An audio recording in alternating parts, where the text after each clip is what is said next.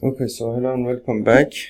So basically the next thing that we have here in basically related to events is there is something called exhaustive events. There is something called, let me put this thing over here.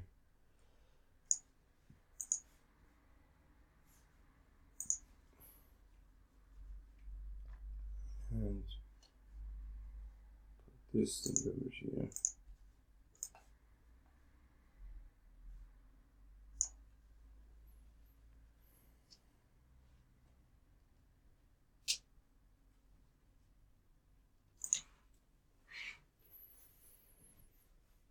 Okay, so there is something called exhaustive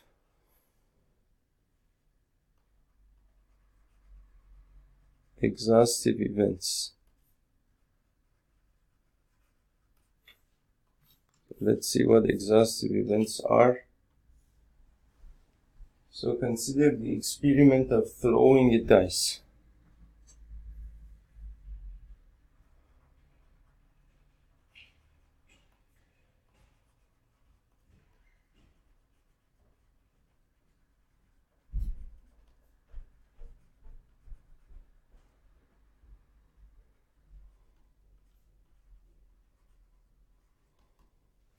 So consider the experiment of throwing a dice. So then as the sample space for this experiment, you would have S is equal to 1, 2, 3, 4, 5, and 6.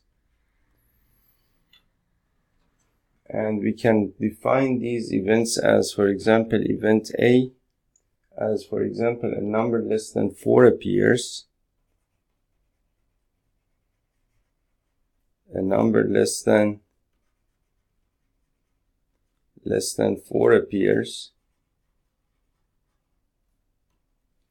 Event B, a number greater than 2 but less than 5 appears. A number less than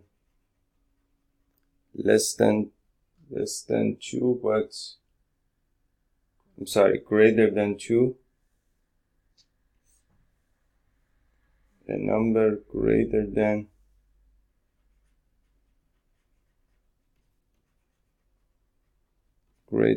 2 but less than 5 appears.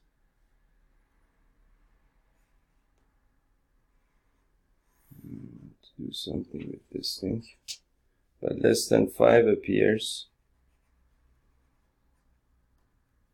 And event C, a number greater than 4 appears.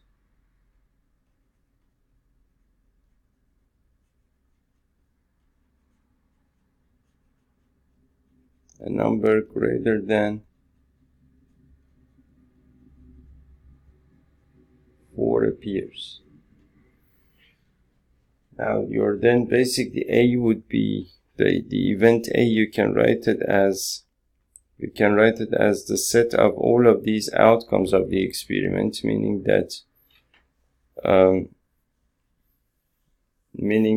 number less than 4 would be 1, 2, and 3. B would be basically a number greater than 2 but less than 5. So that would be 3 and 4. And event C would be a number greater than 4 appears, which would be basically 5 and 6.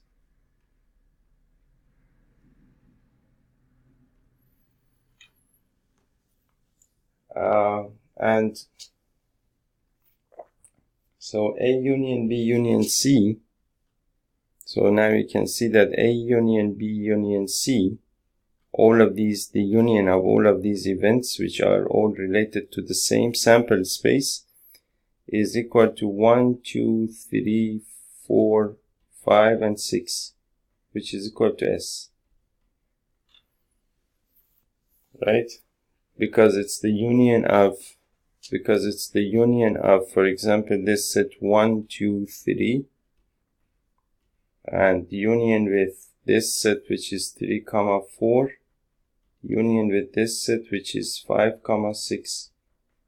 So when you take the union of all of these sets, we said that the union of, for example, these two sets would be a set that has all the elements related to this set, also all the elements related to this set, and also all the elements that are common to both of these sets. So that means that you would get 1, 2, and 3, and then 3 is basically common between the two sets, so you don't repeat it. So you have 1, 2, and 3, and then again 3 and 4. In this, basically between these two sets, 3 is common. So you just write it once and you don't repeat it. And then you get 4 as well. So that's the union of these two sets. And the union of this set with, for example, 5, 6. And then again, the union of these two sets would be all the elements of this set plus all the elements of this set. Meaning that you get 1, 2, 3, 4, 5, and 6. And that would be the same thing as this set here. Which is basically the same thing as the sample space that we started with, right? So now what we have, so such events A, B, and C are called exhaustive events.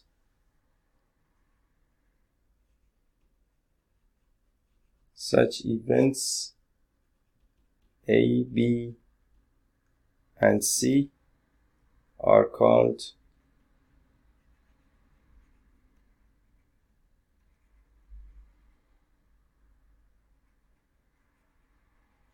exhaustive events. Exhaustive events meaning that, for example, even in normal language, people usually say that, for example, when they want to talk about something, or when they want to talk about a list of elements or a list of things they are talking about, they, as a disclaimer, they say that, for example, this is by no means an exhaustive list. This is by no means an exhaustive list. Meaning that it does not basically contain all the possible, for example, outcomes of the such and such experiment that I'm talking about. But when these events A, B, and C are exhaustive events, what that means is that when you take, of course, there might be some elements in common between the events, but at any rate, when you take the union of those sets, then the union of those sets is equal to basically the sample space of your experiment. And in general, you can say that if E1, E2 all the way up to E of n are n events of a sample space F, S, and if the union of all of those sets is basically, which you can write as the union of E of I is equal to S, then basically E1, E2 through E of n are called basically exhaustive events. So in general, you can say that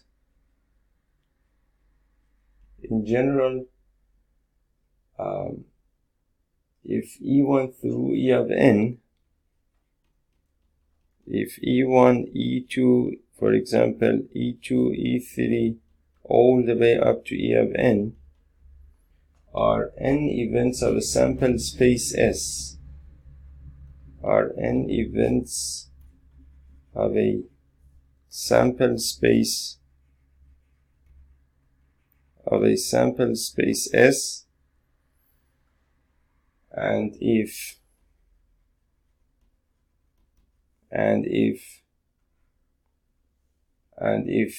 basically E1 union E2 union E3 union all the way up to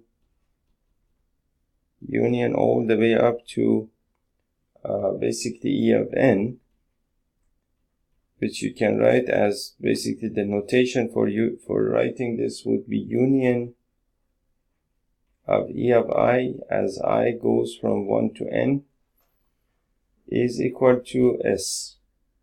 And if that's the case, if the union of all of those sets is equal to this set S, which is your sample space, then E1, E2 all the way up to E of n are called exhaustive events.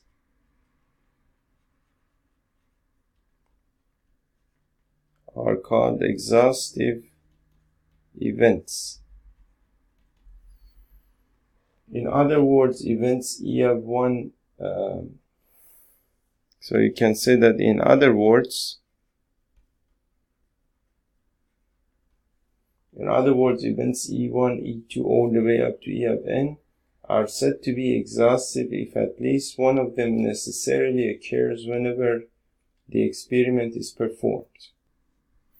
Okay, so we said that in other words, events E1 through E of n are said to be exhaustive if at least one of them necessarily occurs whenever the experiment is performed.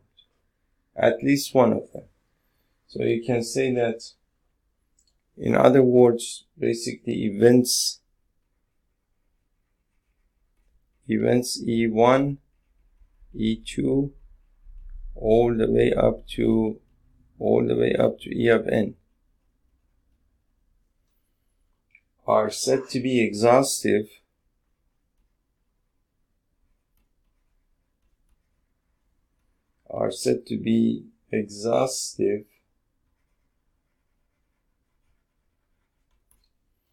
if at least one of them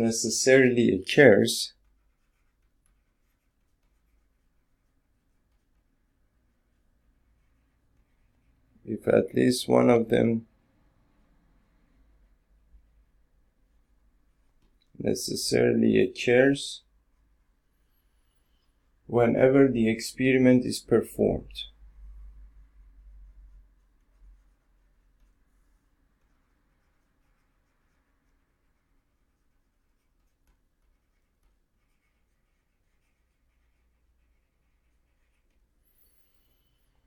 Further, if the intersection of E of I with E of j is the null set for I is not equal to j, that is, events E of I and E of j are pairwise disjoint, and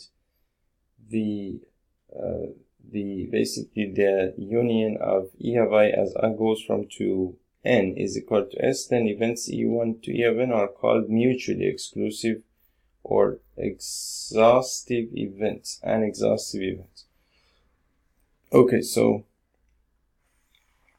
let me go up here.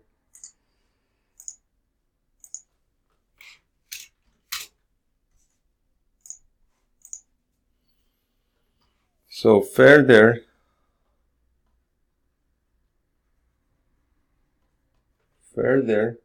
if E of I intersection with E of j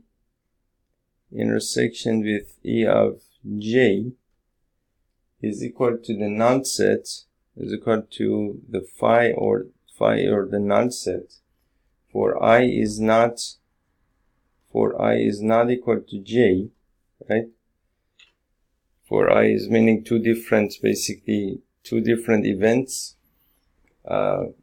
meaning that, for example, suppose for E1 and E2, then the intersection of these two sets is the null set.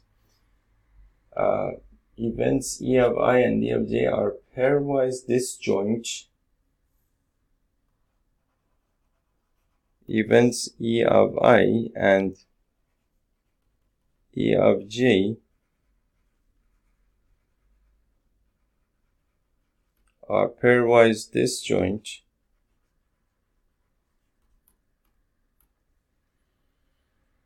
and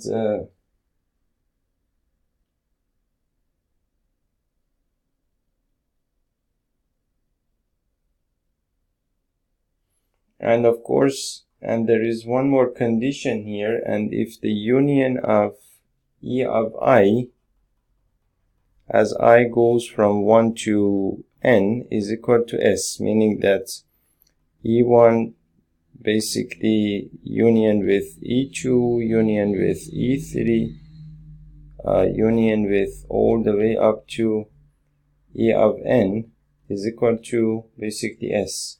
That's the meaning of this notation here. So if that's, and so if that is the case, so if basically if the intersection of basically these two, basically the event E of I and E of J is the null set, and also I for I is not equal to J, events E of I and E of J are pairwise disjoint, and the union of E of I as I goes from 1 to n is equal to S, then events E of 1, E of 2, then events E of 1, E of 1, E of 2, E of 3, all the way up to E of n are called mutually exclusive, and exhaustive events. Mutually exclusive and exhaustive events.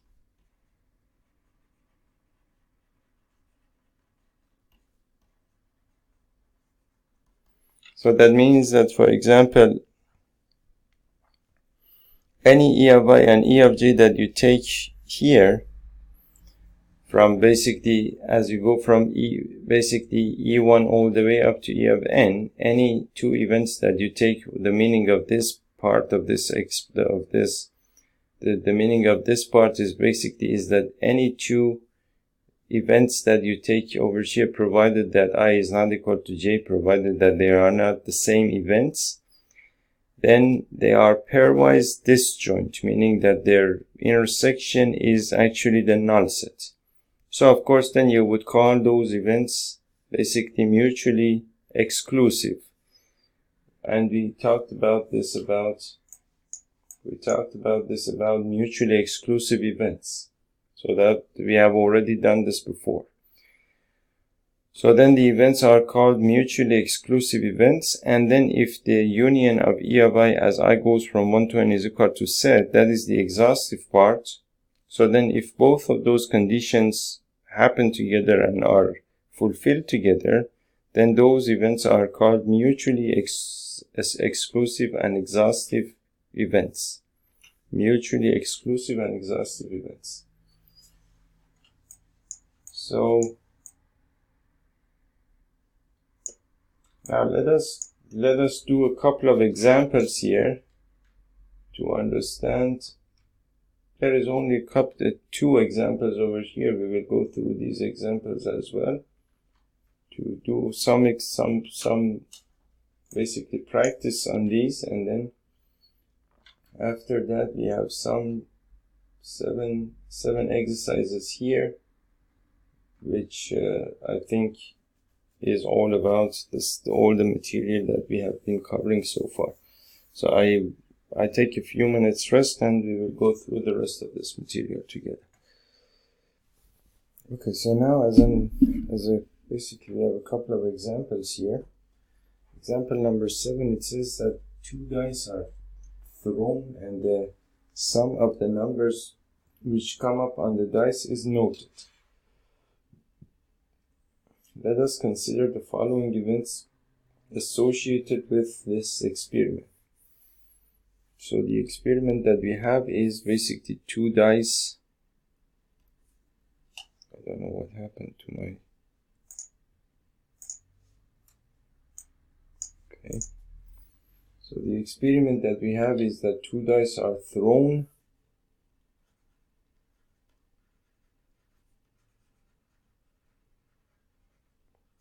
and the sum of the numbers which come up on the dice is noted.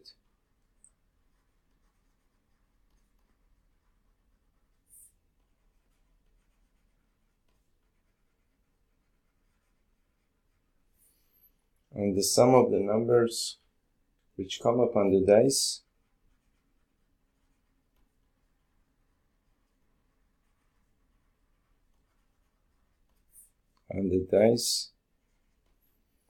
is noted.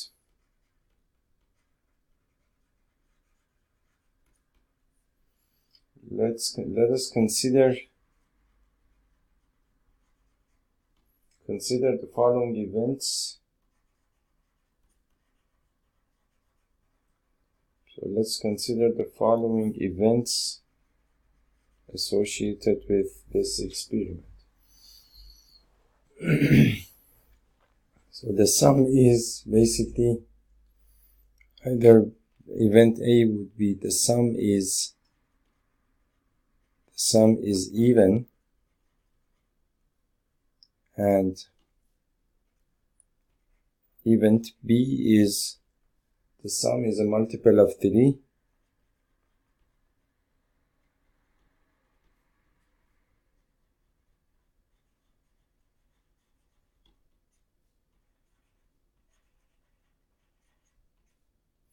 is a multiple of the number 3, is a multiple of 3, and C is the sum is less than 4,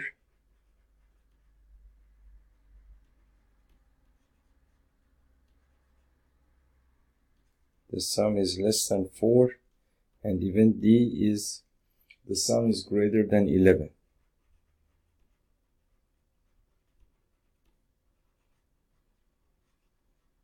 Is greater than 11. So this is the experiment that we have. And so which pair of these events are mutually exclusive? So the question that we want to answer is which pairs of these events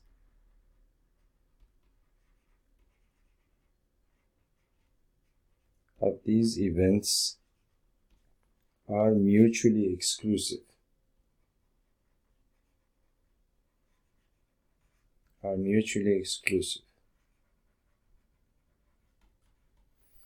So basically, the definition of mutually exclusive events, we said that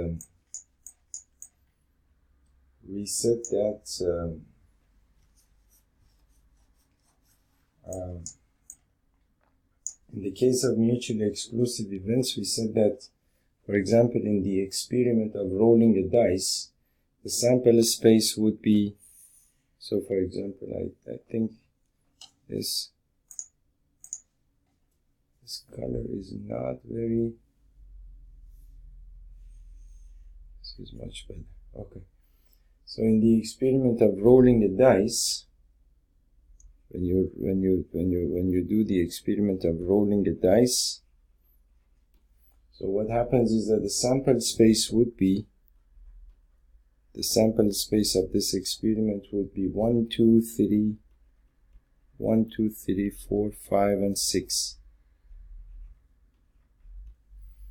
And consider the events that, for example, an odd number appears, the event that an odd number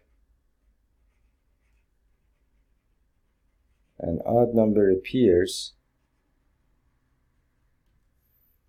and B, which is, for example, an even number appears.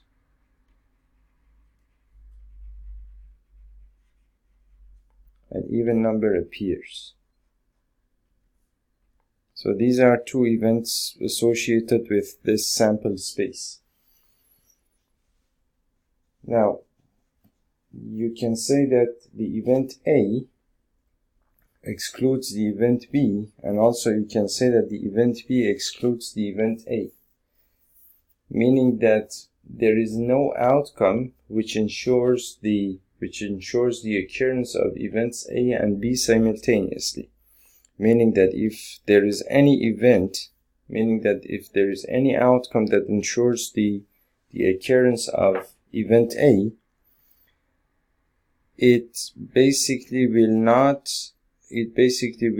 cause the event B to happen, to occur, and vice versa. If there is any if there is any outcome that ensures the occurrence of, for example, event B, in no way does it ever basically cause event A to happen. So in other words, we basically this situation you can express it as basically event A excludes event B and vice versa. So you can say that in this situation event A excludes event B and vice versa. Okay, so, and we already talked about the meaning of this statement.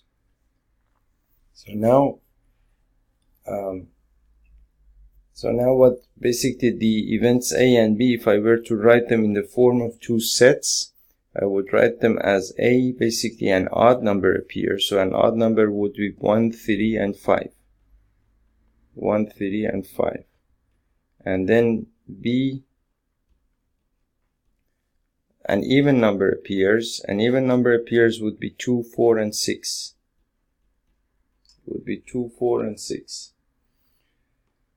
So now in this situation, you can see that A intersection B is equal to the null set because these two sets have no members in common. That means that the two sets, meaning that you can say that A and B are disjoint sets. Are disjoint sets. And in general, we can say that two events A and B are called mutually exclusive events. Let me see if mutually exclusive, right? So in general, you can say that two events A and B are called mutually exclusive events if the occurrence of any one of them excludes the occurrence of the other event, as we saw over here. That is, if they cannot occur simultaneously. And in this case, for example, you can see that the sets A and B are disjoint. When the sets are disjoint, then there is no way for them to and of course, you know that the two sets basically they are actually two events, meaning that either this event could happen as a result of some outcome, or basically the other event happens as a result of some other outcome.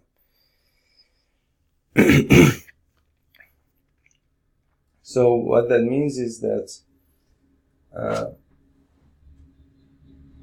and basically, as long as we're talking about mutually exclusive events, as another example, in the experiment of rolling a dice,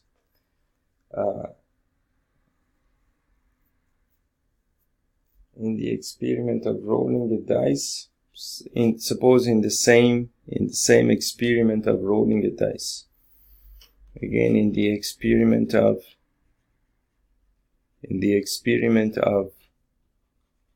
rolling a dice, the sample space would be basically 1, 2, 3, 4, and 5. Now, if I have two events here, A, for example, event A, which would be an odd number, appears. An odd number appears. And event B, for example, a number less than 4 appears.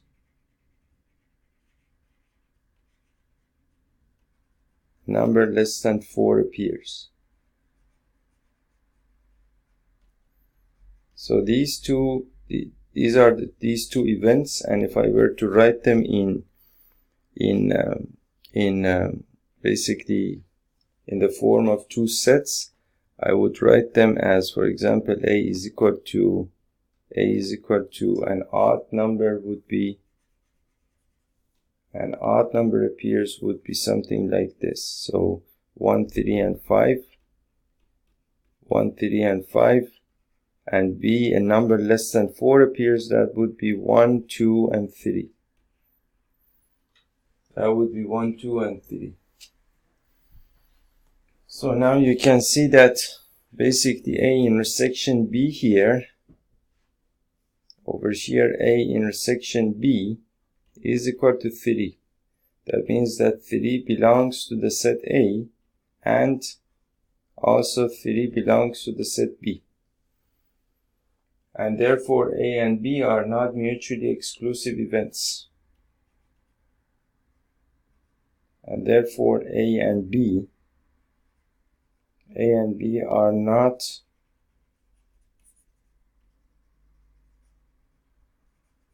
mutually exclusive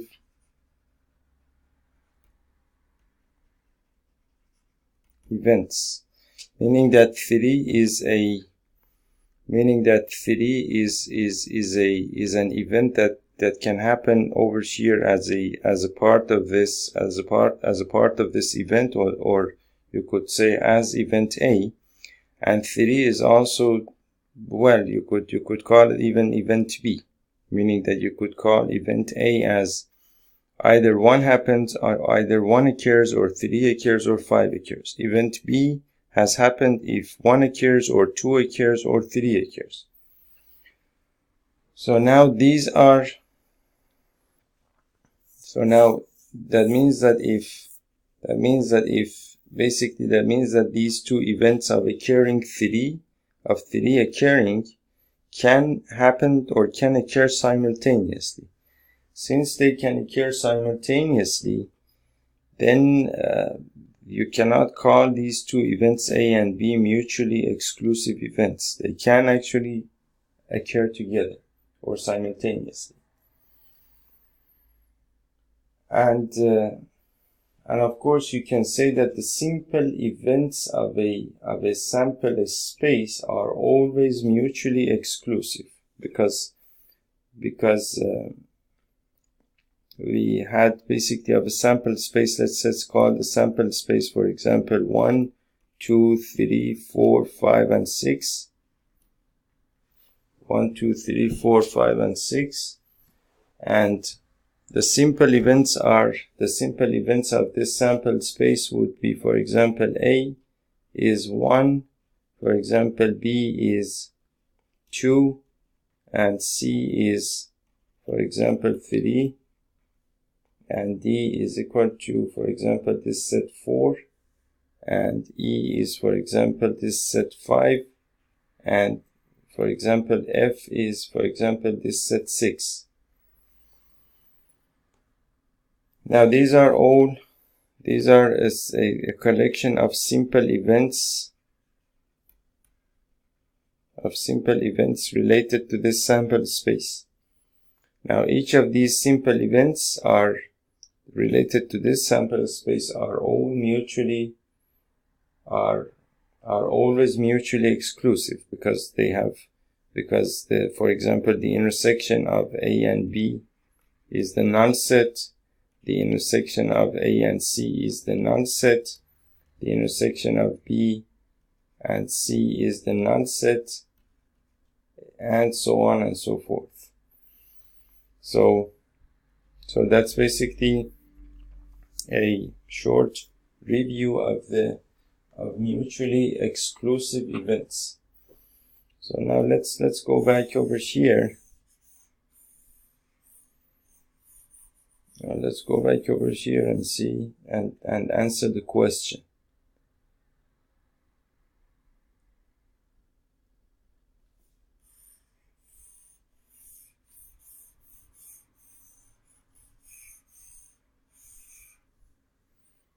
Answer the question.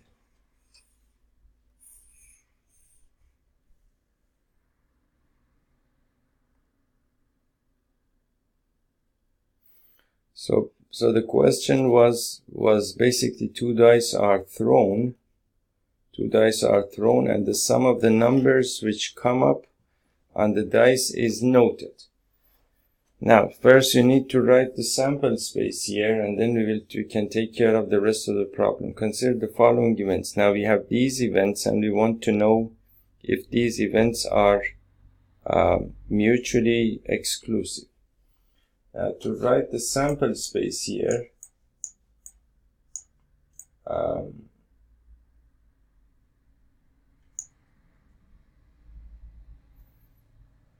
okay, so to write the sample space here, you can go for, and the sum of the numbers which come up are, okay, when two dice are thrown, in order to write the sample space, of course what you need to do is basically, you know that your sample space would be S is equal to basically 1, 1, and then you have 1, 2, you have 1, 3, meaning that, for example, imagining that, for example, you have basically you have the first dice here, and you have the second dice here, and on this dice that the possible outcomes are, for example, 1, 2, 3, 4, 5, and 6. On the second dice, the possible outcomes are 1, 2, 3, 4, 5, and 6. And for example, if for example you get a 1 on the first dice, you get a 1 on the second dice, you would have a 1, 1 as the outcome of the experiment. If you get a 1 on the first dice, a 2 on the second dice, you will get a 1, 2, for example here, 1, 3, 1, 4, and so on and so forth, all the way up to 1, 6. In the same way over here, you would get 2, 1, for example, 2, 2, 2, 3, all the way up to 2, 6. And you can go all the way down here to 6, 1, and all the way down here to 6, 6. So your sample space would be all of these numbers. So now based on this sample space, I can, and there are 36 elements here. And there are 36 elements here because you have 6 numbers here, 6 numbers here, multiplied together, you'll get 36. Now, to write the, basically, it doesn't really, it's not really required to write all the sample space because it's already here. All you need to do is basically write your basically the events, which is, for example, event A, the sum is even. So if I want to write the event A, the sum is even. So what I need to do is just go in my sample space, see what sort of outcomes basically do, what sort of outcomes here, what sort of outcomes of the, or which outcomes of the experiment are going to favor this event.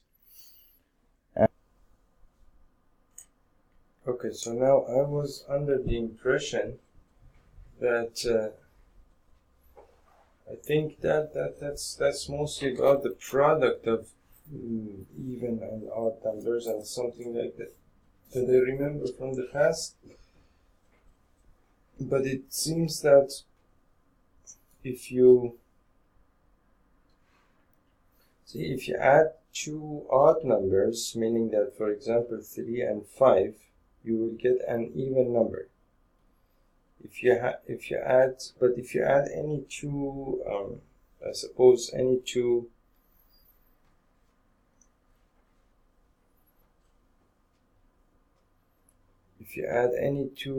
odd numbers, and any two odd numbers, you'll get an even number, meaning that, for example, 3 and, for example, another odd number, for example, 9. So that's a 12, for example, an even number again. So these are all even numbers. So So basically, to get an even number, what you can do is either basically add two odd numbers or add two even numbers. Add two even numbers. Meaning that, for example, if you have 2 plus 2 is going to give you a 4. 4 plus 2 is going to give you a 6. 12 plus, for example, 14 is going to give you 26. And these are all, again, even numbers. So either you have basically two odd numbers added together or two even numbers added together, you're going to get an even number. Okay? And you want the sum to be an even number. So what you can do is basically go for every ordered pair here, where basically the result on the first dice or the result on the second dice is meaning that if the result on the first dice is an even number, then the result on the second dice has to be an even number as well. If the result on the first dice is an odd number, the result on the second dice has to be an odd number again, right? Yes. Yes. Now to write this condition, what I can do is, of course, there is no, I have to actually write down, but once you know that the condition here, it's going to be easier for you to write this out, meaning that then you can write, for example, A is equal to, for example, all of these ordered pairs. So that means that, for example, we said that if the result on the first dice, for example, is an odd number, then the result on the other dice has to be an odd number as well, meaning that you need to go, for example, for 1, 3, 1, 3, 1, 1, for example, or 1, 3, or 1, 5, or 1, and that's it. So you can go for 1, 3, 1, 1 as well, and 1, 5. And then you can do the same thing over here as well. So since 2 is an odd number, I'm not going to count it here. So for example, then you can take, for example, 3 over here and go for 3, 1, 3, 3, and 3, 5. These are all odd numbers. And then again, 4 I cannot use, 6 I cannot use, I can use 5. And I can write 5, 1, 5, 3, 5, 3, and 5, 5. So these are about all the odd numbers being added together. Again, you can go for even numbers, meaning that you can go for example, starting from 2, you can go for 2, 2, 2, 4, and 2, 6. You can go for, then after 2 you have 4, so 4, 2, 4, 4, and 4, 6. And then you can have 6, 2, 6, 4, and 6, 6. And that is event A, which means that you have 1, so you have basically 3 times 3 is equal to 9, 9 times 2 is equal to 18 elements here. 1, 2, 3, 4, 5, 6, 7, 8, 9, 10, 11, 12, 13, 14, 15, 16, 17, and 18 elements here. So that is basically the set A, which is also the event A as well. Now event B, we said that the sum is a multiple of 3. The sum is a multiple of 3. The event B, we said that the sum is a multiple of 3. Okay, so let's see how we can find basically the set here. Okay, so now if the number is supposed to be a multiple of 3, multiples of 3 are either basically, you know that it's either 3 or 6 or 9 or 12 or 15 or 18, and you just keep adding 3 to that. So if I take n is equal to 3, then just keep going in this direction. These are all the multiples of 3. Then now if you come here, 1 comma 2 is one such number, and then you need 6 here. So 1 and 5 would be one such number. So 1 comma 2, 1 comma 5, for example. So B would be basically this set of 1 comma 2, which is 3, and basically the sum of them would be 3.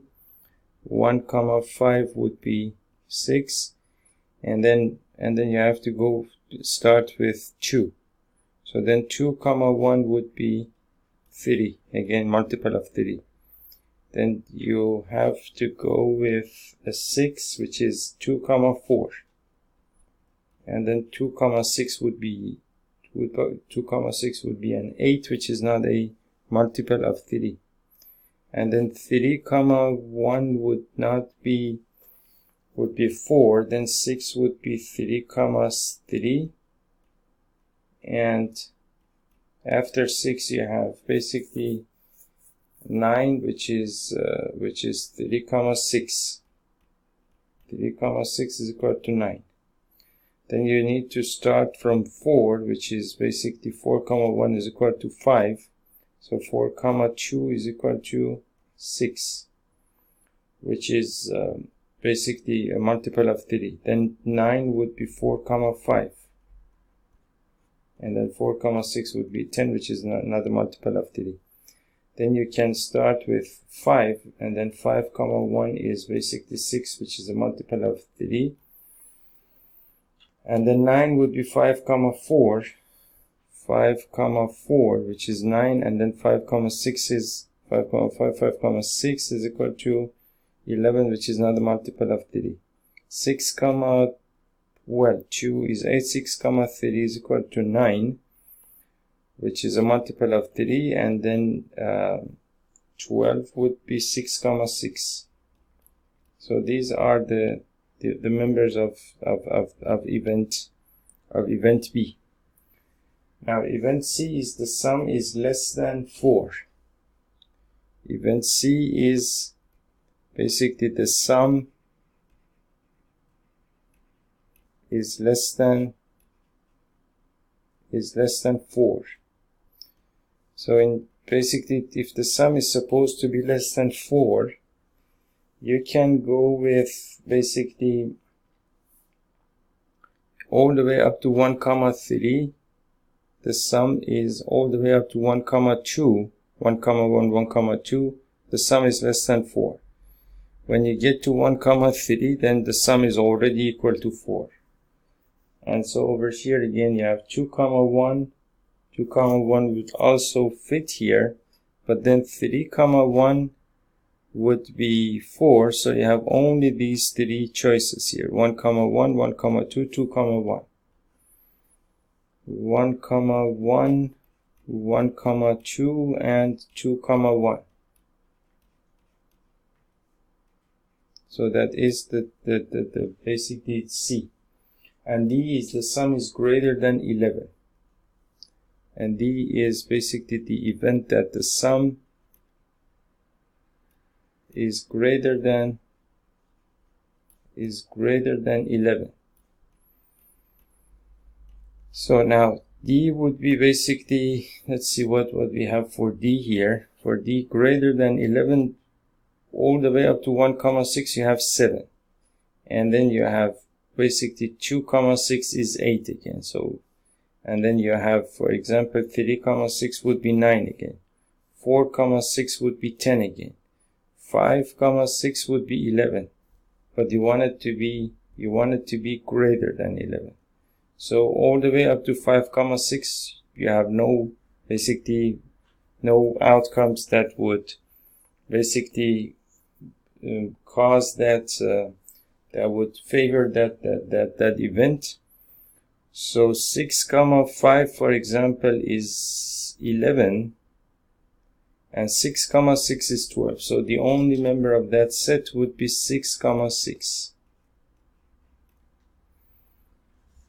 And that is basically that. So these are the sets that, or basically the events that we have.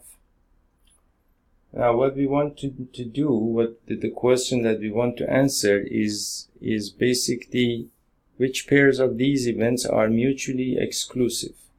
Mutually exclusive means that basically, again, it means that they cannot happen together or simultaneously, meaning that the intersection of the two sets has to be the null set. So for example, if you go over here, for example, A and D are not mutually exclusive because 6 and 6 and 6,6, 6,6. So you can argue, and these are not mutually exclusive, A and C. You have 1, 1 there, and B is 1, 2 is not there. So 1, 5, these are not mutually exclusive. Okay, so now you can see that basically the only two sets here, or the only two events that are mutually exclusive, are C and D, because they have nothing in common. But D and, for example, D and B are not mutually exclusive. D and A are not mutually exclusive. And again, A and B are not mutually exclusive. So let me write them down over here. You have to basically take, for example, D with each one of these, and then C with the other ones, and then B with other ones, and so on and so forth. So as far as D is concerned, so D is mutually exclusive with D and C are mutually exclusive, right? But D and B are not mutually exclusive, and D and A are not mutually exclusive. This is for D. As far as C is concerned, C and D are mutually exclusive, which we have already written. C and B are not mutually exclusive because they have this, for example, at least this element in common. And then with A, it's not mutually exclusive either. So that's that.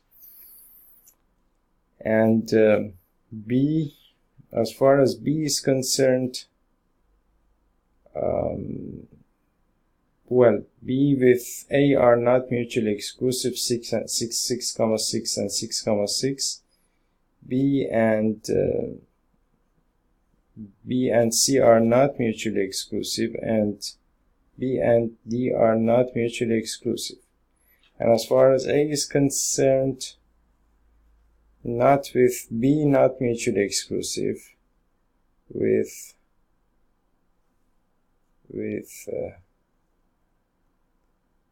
let me see, A with C are not mutually exclusive, 1, 1, 1, 1, and that's the only two events that are mutually exclusive. So then you can say that therefore A and B are not mutually exclusive events. Similarly, those are not mutually exclusive. And so C and D are mutually exclusive events. And that's basically what we have found. So that is that. We have another example here, which is example number 8. A coin is tossed 3 times. Consider the following events. So we have event A, event B, and event C. Do they form a set of mutually exclusive and exhaustive events? So for example, if a coin is tossed 3 times, if a coin is tossed 3 times, then what that means is that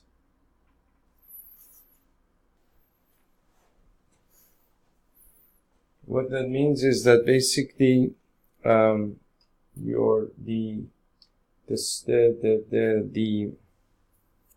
the sample space of this experiment would be basically 2 raised to the power 3, which is, you would get 8 different outcomes, right? So 8 different outcomes would be basically, to make it simpler, S is equal to basically these outcomes, which is HHH. You have HHT. You get basically HDH. You get basically THH. You get basically HTT. You get basically THT. You get basically TTH. You get basically TTT.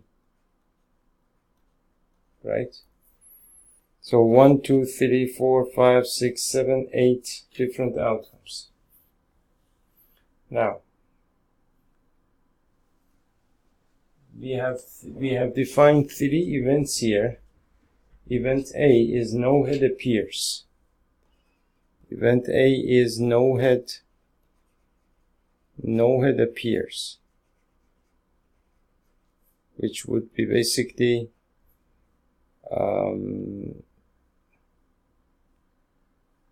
TTT only, which would only be TTT. Event B is exactly 1 head appears. Exactly 1 head appears. Event B would be exactly 1 head appears.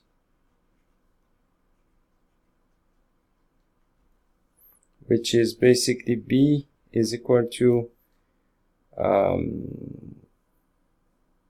this one, and this one. So you have HTT, you have THT, and you have TTH, and that is it. And then event C is basically at least 2 heads appear. At least 2 heads appear. So at least 2 heads appear would be this one, this one, this one, this one, and that's it. So then the set C, or the event C, would be HHH, would be HHT, would be HTH, would be THH, and that's it. So these are basically, these are the events that we have, and this is my sample space and everything related to this problem. Now we want to know if any of these events are mutually exclusive and exhaustive events. A set of mutually exclusive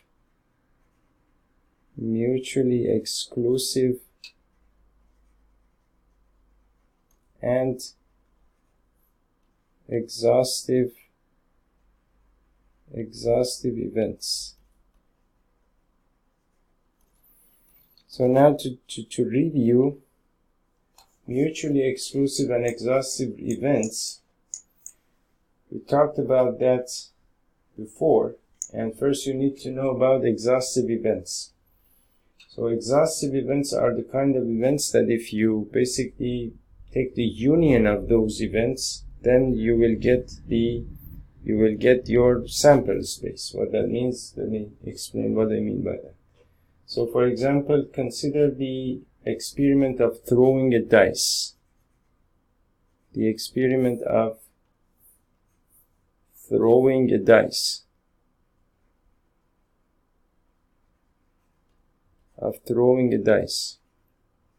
Your sample space would be basically S is equal to, your sample space would be S is equal to 1, 2, 3, 4, 5, and 6. And let's say that, for example, define some events as, for example, A is equal to a number less than 4 appears, which would be, for example, 1, 2, and 3. And event B, let's say that, for example, a number greater than 2 but less than 5 appears. So that would be, for example, 3 and 4. And event C, let's define an event as a number greater than 4 appears, which would be 5 and 6. Now these events are actually exhaustive events. These you can call them exhaustive events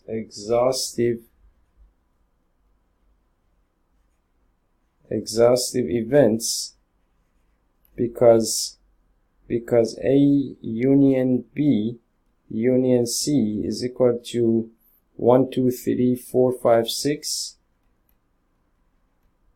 4, 5, and 6, which is equal to S, which is your sample space.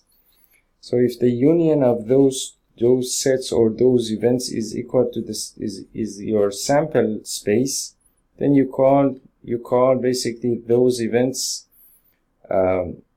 exhaustive events, meaning that those events actually include or contain all the possible different outcomes of the experiment. This is all the different possible outcomes of the experiment, 1 through 6, and you have the same thing over here.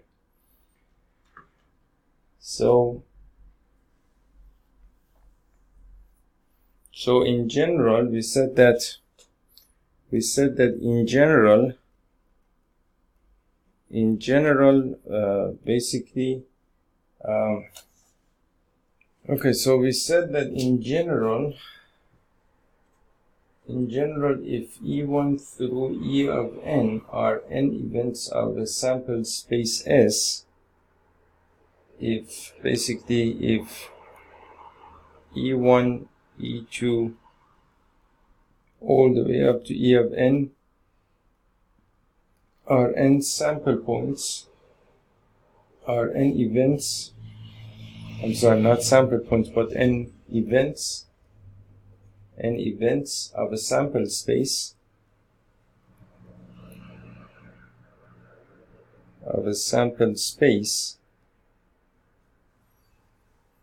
S, of a sample space S, and if basically E1 union E2 union E3, for example, union all the way up to E of n, which is denoted by union of E of I as I goes from 1 to n, is equal to S. Then if that is the case, then E1, E2, E3, all the way up to E of n are called exhaustive events.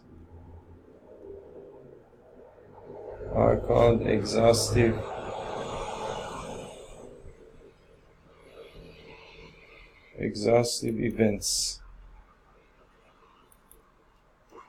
In other words, events E1, E2, all the way up to E of n are said to be exhaustive if at least one of them necessarily occurs whenever the experiment is performed.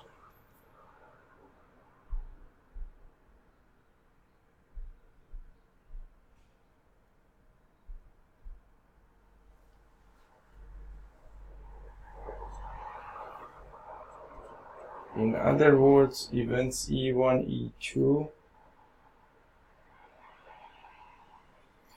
But basically you can say that, you can of course say that, meaning that in other words,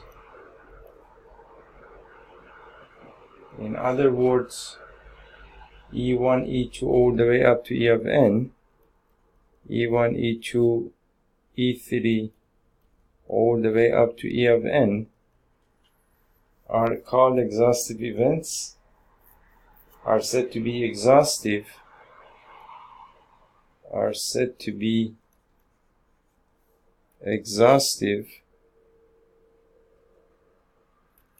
if at least one of them necessarily occurs,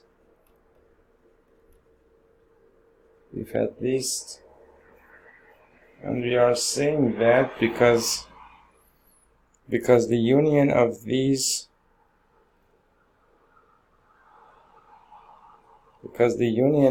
set of these events is basically the sample space, and so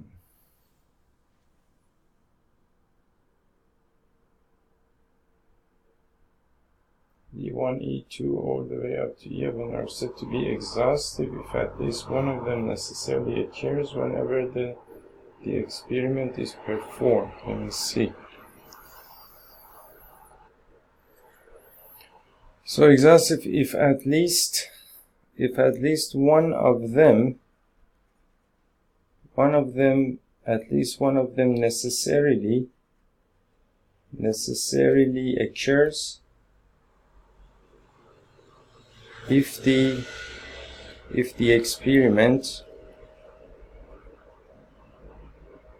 if the experiment is performed, right? So now what that means is that if one of them at least occurs if the experiment is performed, that is true, because for example you can see that in the experiment of throwing a dice, so your sample space is 1, 2, 3, 4, 5, 6, and these events were basically we call them exhaustive events, and basically one of them is 1, 2, 3, the other one is 3, 4, the other one is 5, 6.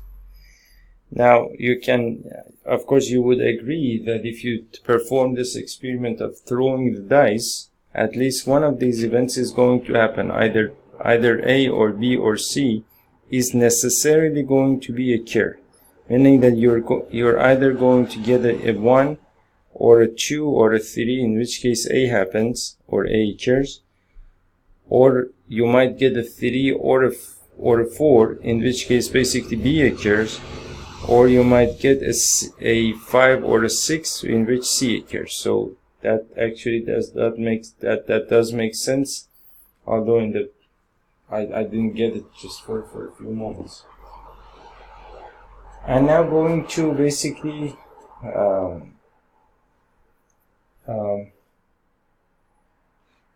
now there is also something about mutually exclusive and exhaustive events, and these basically do need to be reviewed until you understand them. Otherwise, I mean, even I have forgotten these definitions, although I was talking about them last night, really.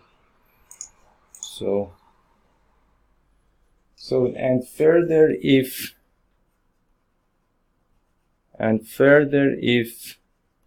basically E of I intersection with E of J is the null set, E of I intersection with E of J is the null set for I not equal to J, meaning that if basically E of I and E of J, basically these two events, their intersection is the null set for two different events,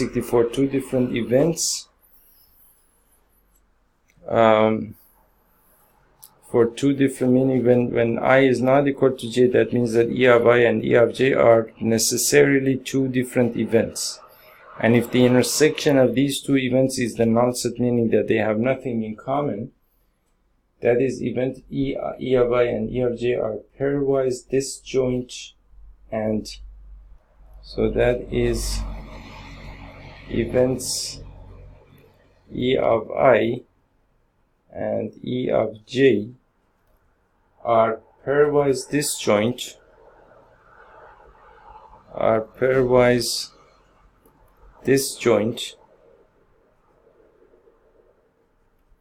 right? And the union of E of I as I goes from 1 to n, and the union of E of I as I goes from 1 to n is equal to S, meaning that those events are basically exhaustive events. We just talked about this. Then events E1, E2 all the way up to E of n. Then events E1, E2 all the way up to E of n are called mutually exclusive and exhaustive events. Are called mutually exclusive and exhaustive events.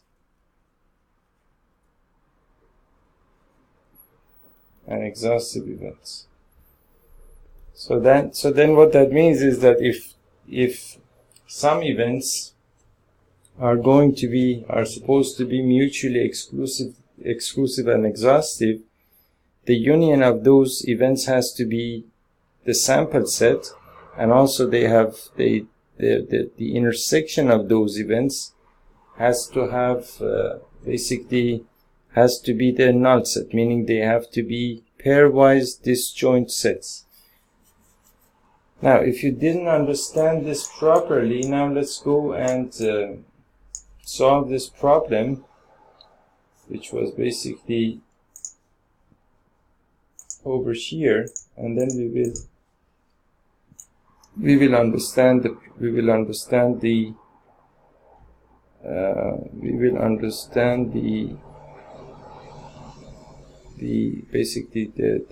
concept here. So now I have to erase all of this.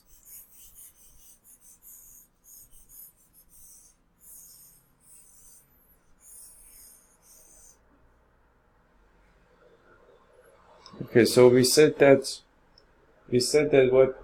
basically a coin is tossed basically 3 times, and we had basically these 3 events here. No heads appear, and exactly 1 head appears, and at least 2 heads appear. And we wrote the events in terms of basically these sets here. And the question that we wanted to answer was that do they form a set of mutually exclusive and exhaustive events? Do they form a set of mutually exhaustive and exclusive and exhaustive events? So now we said that basically, first of all, E of I, the intersection of E of I and E of J has to be equal to the null set for I not equal to J, meaning that any of these events, if you take them together, their intersection has to be the null set, meaning that they are supposed to have nothing in common, and also the union of E of I as I goes from 1 to n has to be equal to the sample set, meaning that when you take the union of these sets, you have to take to get the sample set. If that is the case, if this is the case, then you say that basically these are, you say that E of 1, or you can say that E of I as I, or let me write it this way. Basically E of 1, E of 2, E of 3, E of 3 all the way up to E of I are mutually exclusive and exhaustive events. Mutually exclusive and exhaustive events.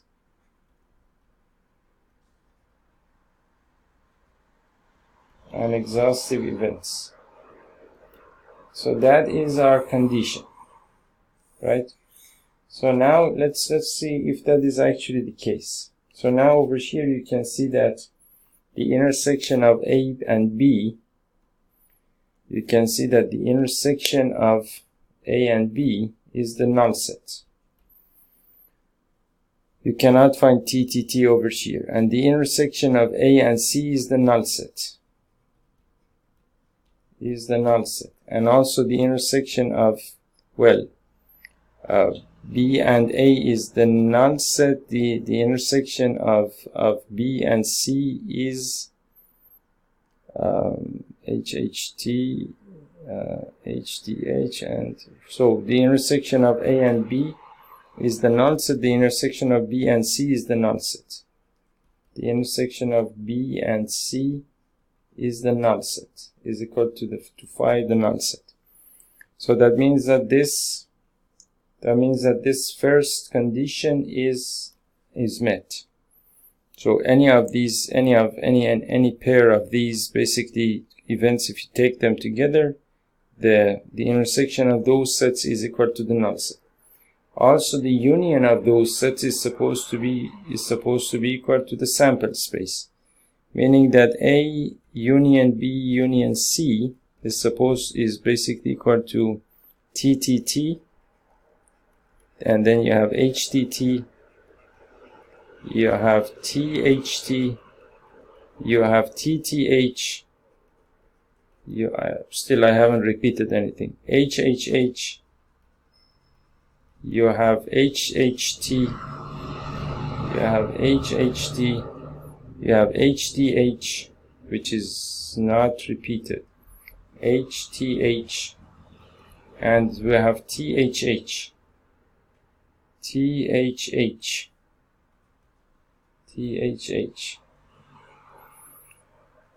So what that means is that now I didn't repeat anything, and the number of these members are basically is 1, 2, 3, 4, 5, 6, 7, 8. That means that this is equal to the sample space, and that in turn means that this condition is met.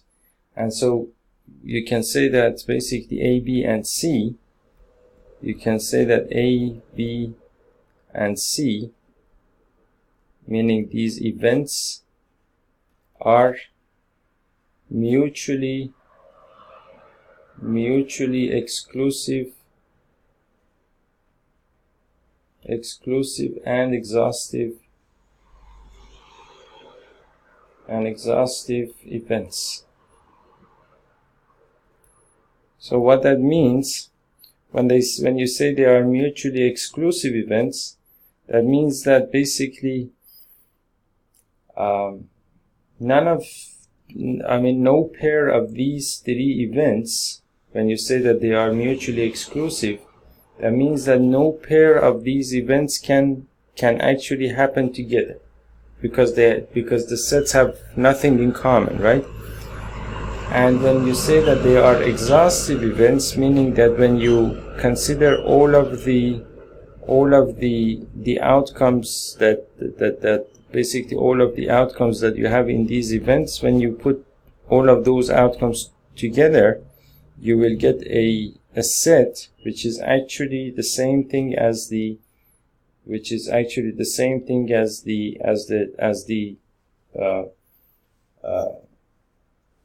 what do you call it? The sample space. And that in turn means that basically these three events do actually contain, or they basically contain all the different possibilities and all the different outcomes of this experiment of throwing three coins together, right?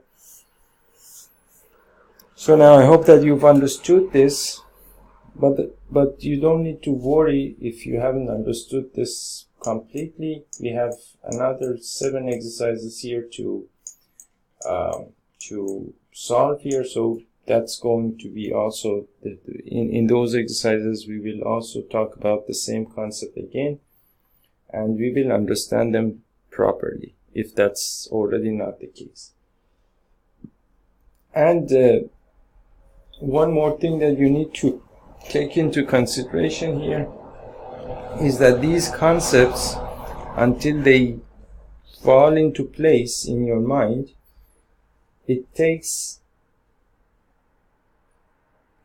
some time and practice, and you need to basically you need to apply them in different situations, and moreover you will forget them if you don't if for example, if you read them and then understand them completely, after a while you will forget them. So for example, as you've seen in the case of the previous three different chapters that I have done previously, the last 3 ones, what I had to do is that I had to go back. For example, I had to do, for example, a review of 2, even 3 chapters before I could, for example, do this chapter. And I have done all of those chapters before, and I have understood them all. But still, you forget them. There is definitions, there is terminology, there is all those kinds of things that you forget. So